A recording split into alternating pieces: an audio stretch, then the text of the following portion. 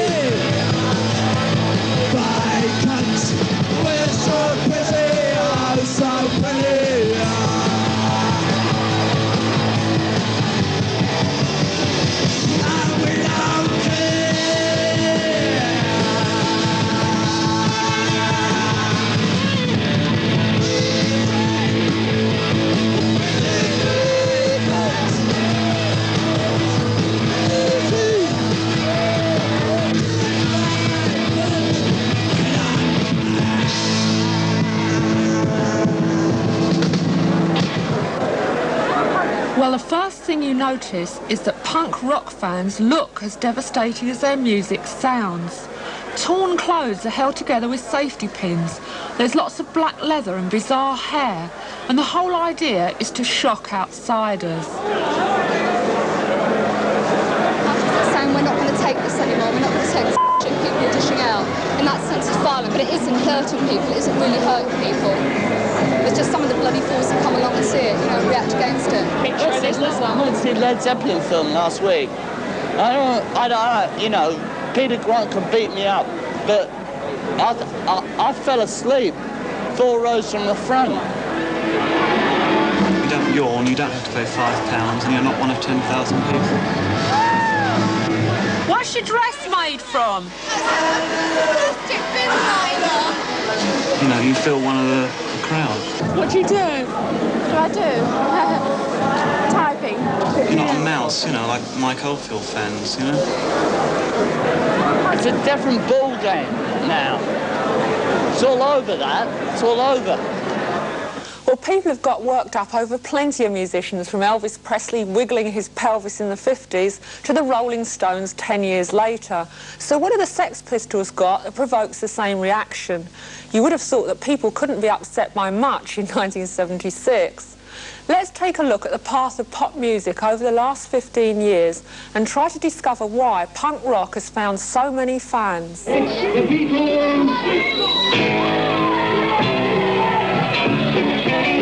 In the days of the beat boom in the early 60s, there was a feeling of great involvement with the new sort of music. These Beatle fans, filmed in the Liverpool Cavern Club when the group was still unknown, really were close to their idols. It didn't take much equipment to start your own band, or much in the way of skill.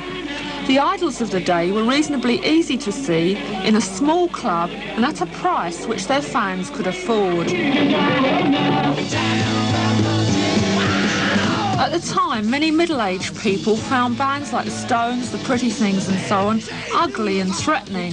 This helped the fans identify even more strongly with their music. And some groups like the Who came from the same background and were singing about the same world their audience lived in and understood.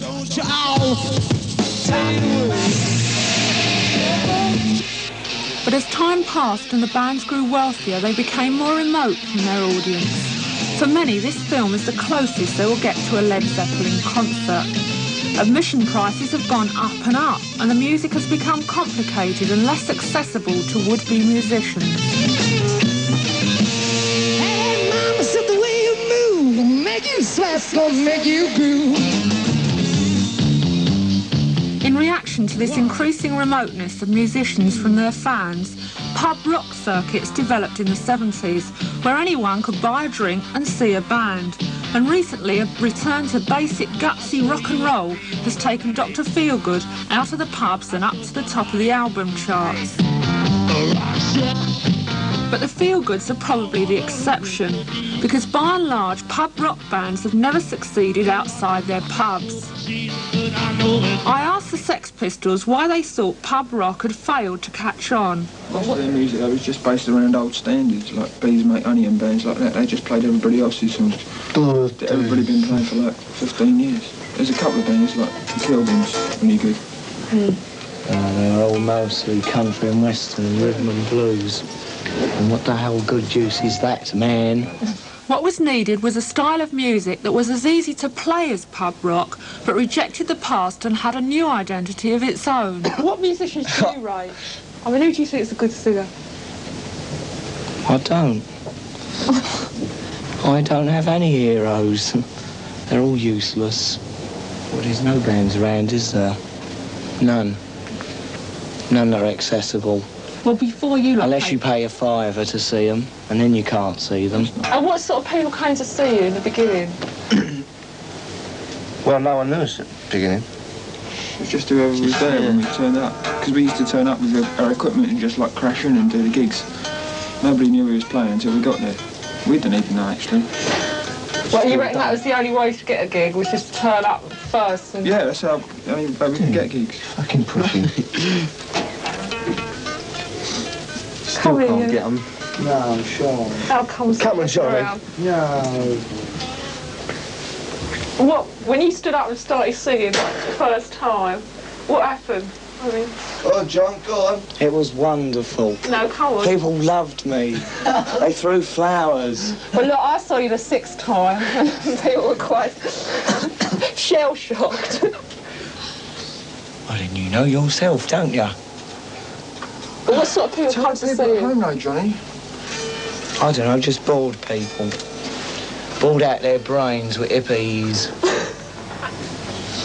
What's this thing you got against hippies? They're complacent.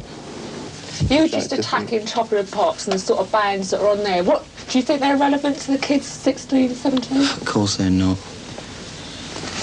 Relevant to their mums and dads, but that's about all. What about bands like Rod Stewart?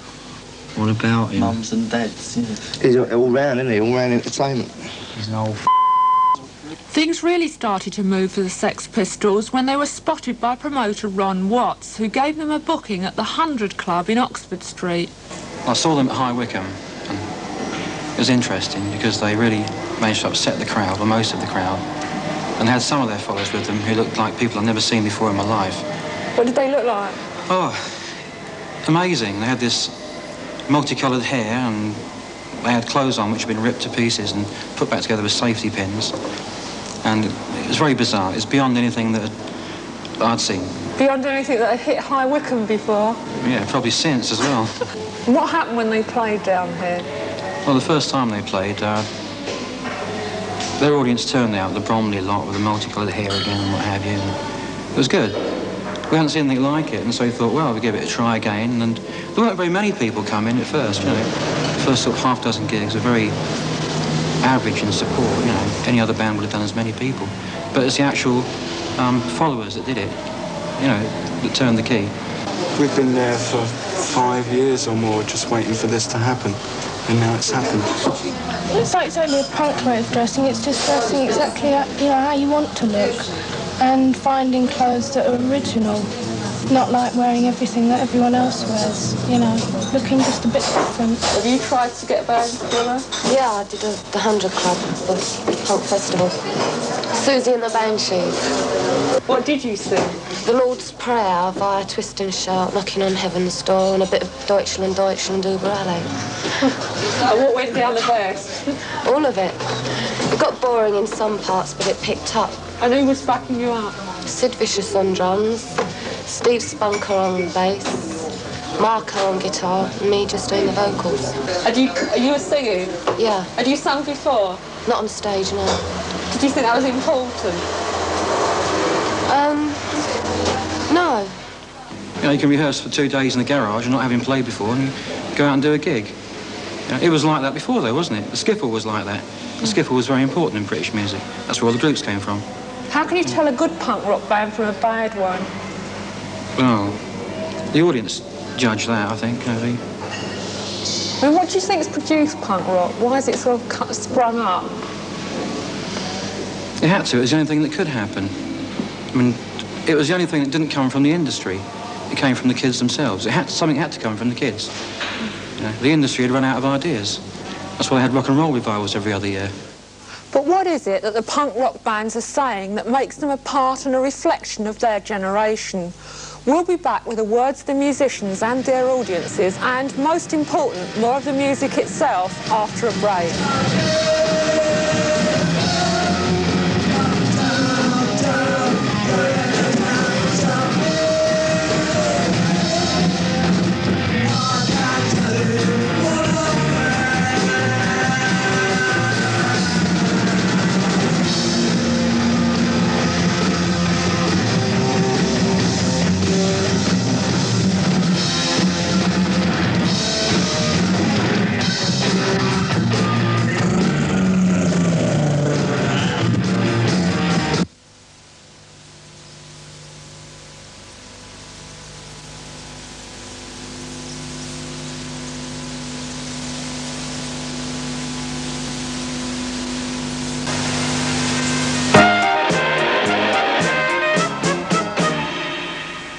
Welcome back, punksters. In the first half, we saw how rock stars have become more and more distant from their audiences. Some are tax exiles and live abroad in California or Europe. Others only appear on stage in vast stadiums where tickets cost plenty and they appear as small dots on the horizon. So it's not surprising that bands like the Sex Pistols, who play in clubs that anyone can afford to go to, are becoming more and more popular. There's also a new feeling that you don't have to be a special sort of person to pick up a guitar or stand in front of a mic and sing. In punk rock, anyone can have a go. Punk in England is still growing, but it has bands like the Buzzcocks from Manchester and the Suburban Studs from Birmingham. Here in London, apart from the Pistols, there are about a dozen or so imitators. Either established bands cashing in on what they see as a punk craze, or other people treading the same route as the Pistols from Dole Queue to club dates. Bands like The Damned, The Vibrators and Clash, who've been playing for about 6 months. What is there in their apparently negative and destructive lyrics for fans to identify with? I went along to the rehearsal rooms in Camden to ask Clash. Why do you think punk rock started in the first place? Well, because it's got nothing to do with them anymore when, like, Rod Stewart gets up there and starts, like, going on with his string orchestra, you know what I mean? It's not what you feel like. So you've got to have some music what you feel like. Otherwise you go balmy, don't you? I think their attitudes really stink. Now, anyway, there's just like... There just has to be new groups, and then that's what you got.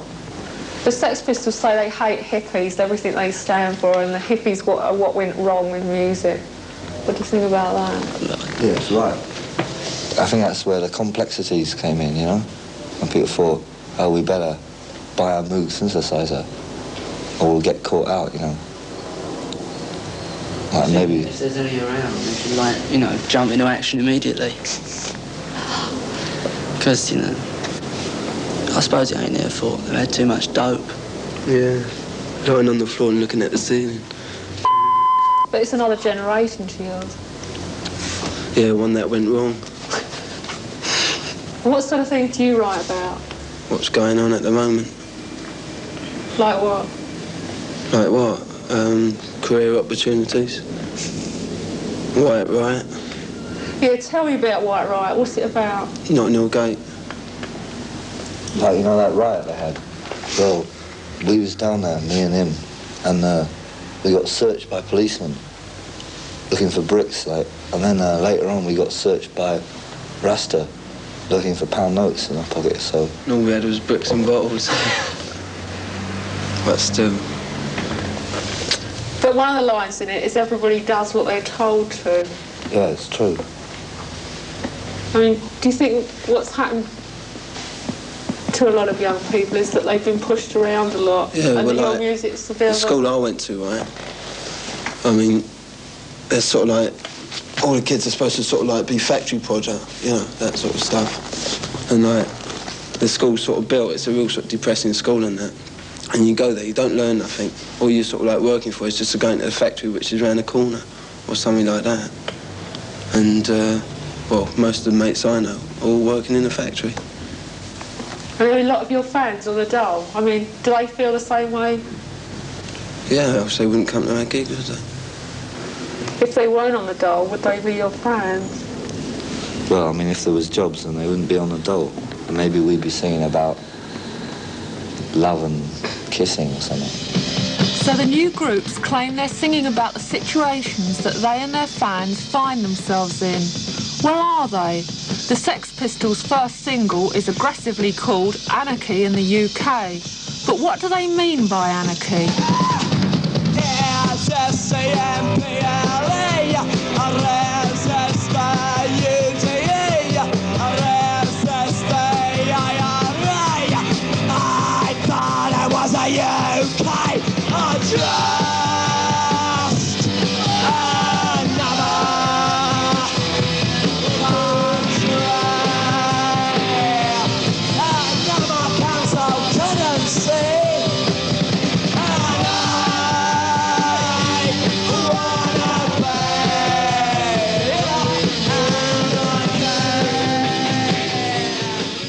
What do you mean? Do you mean you actually want to destroy them, or you want to... Wipe them out.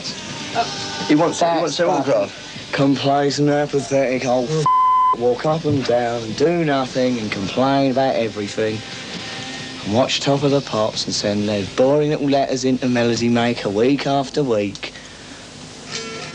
That's what I want to get rid of. How do you want to get rid of it, though? Push them out. Destroy them, eh?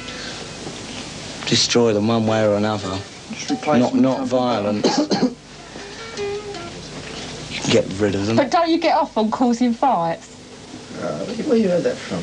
Oh, gosh, it's really rubbish. No, we're nice. It's just the same as when it was before, when they had the Stones and the Who and they came along and they thought they were great because they destroyed everything that went before them. But now they can't take it because we're destroying everything that's gone before us. That's all it is. It's not violence, it's just excitement causes it most of the time, you know. When we're playing, people get excited and worked up. That's because people aren't even used to people standing up and jumping around. They just want them to sit down all the time.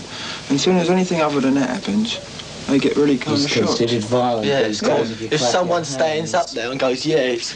Go on, look, he's starting. Go on, get him out. The usual.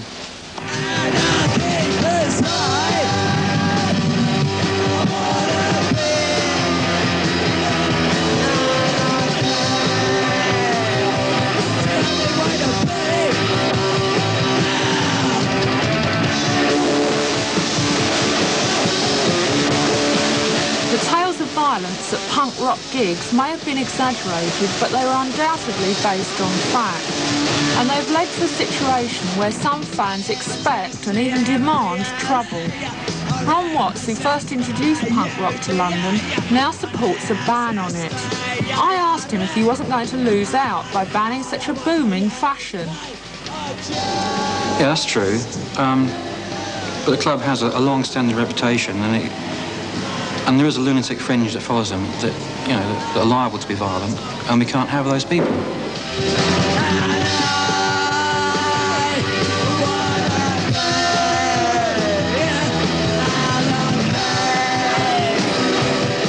But when the hysteria that always surrounds a new fashion, be it clothes or music, dies down, what's left? And is the much publicised violence at punk rock gigs really any worse than at other equivalent events? So far, the punk scene seems to have avoided the premeditated confrontations of the Teddy Boys and of the Mods and Rockers.